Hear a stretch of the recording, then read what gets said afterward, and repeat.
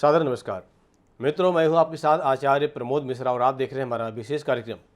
दर्शकों, आज हम बात करने वाले हैं पितृदोष के बारे में कि अगर आपके ऊपर पितृदोष है तो प्रैक्टिकल क्या है आपके ऊपर, आप समझें कैसे कि पितृदोष है।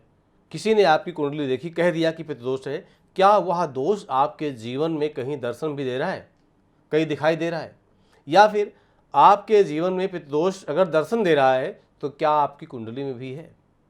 कैसे समझें आप, कैसे जानेंगे आप।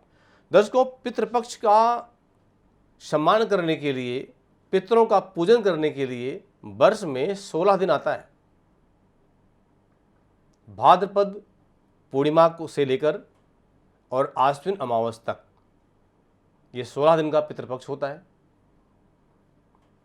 इस 16 दिन में पितरों का सम्मान करने के लिए, पितृदोष से मुक्ति पाने के लिए, और अगर पितृदोष बराबर चल रहा है तो उसको समस्त तरीके से, पूरे तरीके से मुक्त होने के लिए, पितृदोष दूर करने के लिए ये दिन सबसे उत्तम होते हैं।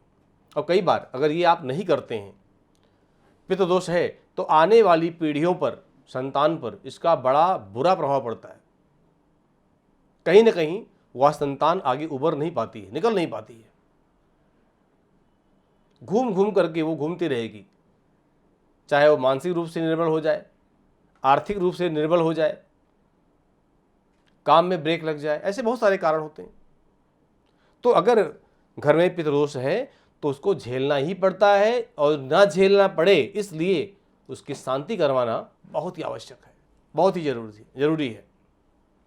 तो कैसे पहचाने कि आपके घर में पितृदोष है। दर्शकों, जैसा आप समझते हैं कि अगर पितृदोष घर में है तो पारिवारिक रूप से आपस में बिना मतलब का, मतलब कोई नहीं है, सब कुछ ठीक ठाक है, लेकिन तनाव बना रहेगा।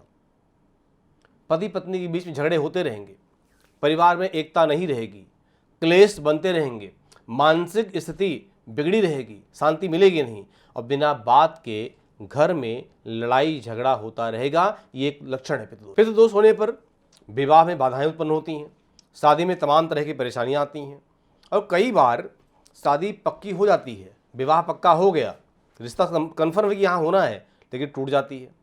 मांगलिक कार्य कोई करने चलते हैं आप, रामायण पाठ करना है, भागवत करना है, पूजा करानी है, घर पे अभिषेक होना है, बाधाएं आ जाएंगी, रुकावट आ जाएगी। ऐसे कई बार अलगाव के, यानी तलाक जो शब्द आप सुनते हैं, अलगाव की स्थिति भी आ जाती है। ये भी एक कारण है पितृदोष का। अगला कारण है कि वंश वृद्धि ना होना, यानी संतान ना होना। पिछला, क्योंकि आप संतान किसकी हैं? पिताजी के।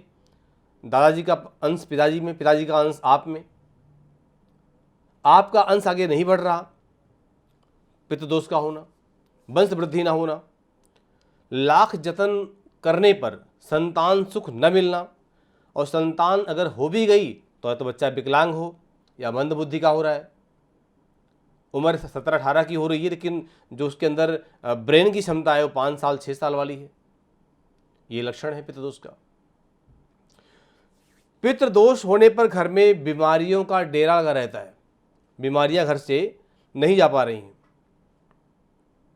दुर्घटना के शिकार हो रहे हैं बार बार, परिवार के सदस्य अलग अलग अस्वस्थ हो रहे हैं, लक्षण है। अब प्रश्न यह आता है कि यही है, कुछ और भी है। नौकरी में खतरा, बिजनेस में घाटा, जहां आप रह रहे हैं वहां पर आर्थिक या मानसिक रूप से परेशानियां झेलनी पड़ती हूँ, नौकरी में तरक्की का रुकना, ऐसे बहुत सारे कारण हैं जीवन में। तो अगर पितृदोष घर में है तो उसको कैसे दूर किया जाए, कैसे ठीक किया जाए, अब हम बात इस पर करेंगे। दर्शकों, पितृपक्ष में पूर्वजों के निमित्त तर्पण करना, श्राद्ध करना, ब्राह्मण भोजन कराना, दान करना, साथ साथ हर साल की एकादशी, चतुर्दशी, अमावस्या पर पितरों के लिए जल अर्पण करना और त्रिपिंडी श्राद्ध करना, ये हो गया एक नॉर्मल, आपको कम से कम शांति तो मिलेगी। अच्छा, पूरा तरीका यह है कि अगर आपके घर में ऐसी कंडीशन है, ऐसी परिस्थिति है, तो सबसे उत्तम, अगर आप सक्षम हैं तो आप पितृपक्ष में ही नारायण बलि या फिर समस्त श्राद्ध जितने भी होते हैं पितरों के निमित्त, ये किसी तीर्थ में या आपके घर के आसपास कोई आम का पेड़ हो, पीपल का पेड़ हो, बरगद का पेड़ हो, पाकड़ का पेड़ हो, इन पेड़ों के नीचे, वृक्षों के नीचे आप संपन्न करवाएं।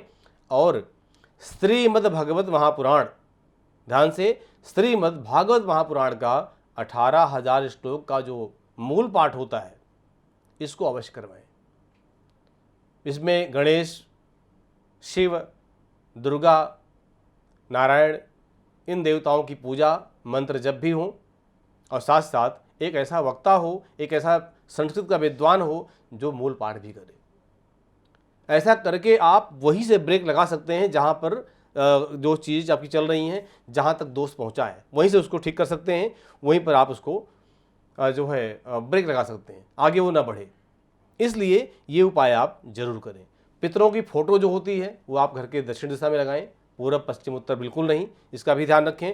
और अगर कोई गलती होती है या होती रहती है तो आप उनसे क्षमा जरूर मांगें। बहुत बहुत धन्यवाद। आप सभी का मेरा सादर नमस्कार।